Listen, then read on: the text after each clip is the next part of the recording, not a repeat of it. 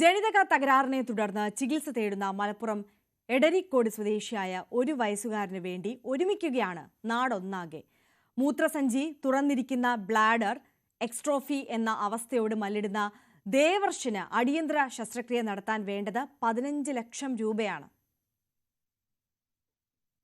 Kottakkal poly college canteen തൊഴിലാളിയും പപ്പട വിൽപ്പനക്കാരനുമായ സുബീഷിന്റെ മകനായ ദേവർഷിന് വേണ്ടത് നാടിന്റെ കരുതലും സഹായവുമാണ്.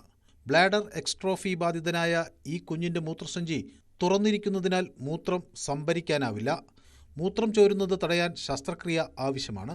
15 ലക്ഷം രൂപയാണ് ചിലവ് കണക്കാക്കുന്നത്.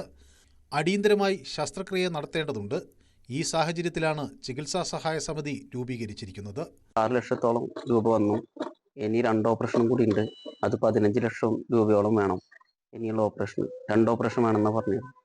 ദേവറഷ് ചികിത്സാ സഹായ സമിതി എന്ന പേരിൽ എടരിക്കോട് SBI ശാഖയിലാണ് അക്കൗണ്ട്.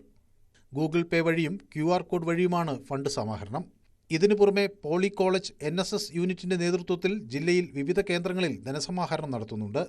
വൈകുന്തോറും കുട്ടിയുടെ നില മോശമാകും എന്നിരിക്കെ കഴിവതും വേഗത്തിൽ ധനസമാഹരണം പൂർത്തിയാക്കാനാണ് ശ്രമം.